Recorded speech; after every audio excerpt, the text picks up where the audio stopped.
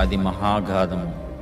అగ్నిచేత మండుచున్న ద్రవంలో నడిచి వస్తున్న ఆయన ఎవరు? ఆయనను ఆ అగ్నిజ్వాలలు ఏమీ చేయలేకపోతున్నాయి. ఆయన నడుస్తుంటే చిమ్మ చీకటి వెలుగుగా మారిపోతుంది. ఆ మహాగాధంలో దిక్కులేక వేల సంవత్సరాలుగా బాధింపబడుతున్న ఆత్మలు ఆయన వైపు ఆశ్చర్యంగా చూస్తున్నాయి. ఆ చీకటి, అందులో పడవేయబడిన దురాత్మ శక్తులు ఆయనను ఓడించాలనుకుంటున్నాయి, కానీ అది వాటి వలన కావడం లేదు. ప్రకాశమానమైన ఆయన వెలుగు ఆయన చూపుతోనే వాటిని అదుపు చేయగలుగుతున్నాడు.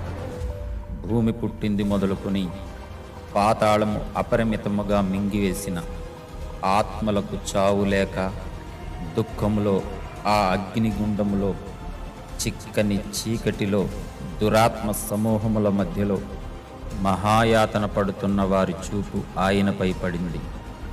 ఆయన మనలను విడిపించడానికి వచ్చిన రక్షకుడని ఎంతో ఆశగా ఆయన వైపుకు తేరి చూస్తున్నారు. ఆయన నోరు తెరిచి వారికి ఇలా ప్రకటిస్తున్నారు: పునరుద్ధానము జీవము నేనే. నా యందు విశ్వాసముంచిన వాడు చనిపోయినను తిరిగి బ్రతుకును. పాపము వలన వచ్చు జీతము మరణము. అయితే నేను మరణము నుండి మిమ్మల్ని తప్పించడానికి వచ్చిన దేవుని కృపావరమును. ఆయన మాటలు వారి కట్లు తెంపుతున్నాయి. ఆ ప్రదేశమంతటా వెలుగుతో నిండిపోయింది. దేవుని దీర్ఘశాంతము ఇంకా కనిపెట్టుచుండినప్పుడు, పూర్వము నావోహో దినములలో ఓడ సిద్ధపరచుచుండగా అవిధేయులైన వారి యొద్దకు, అనగా చెరలో ఉన్న ఆత్మల యొద్దకు ఆయన ఆత్మరూపిగానే వెళ్ళి వారికి ప్రకటించెను.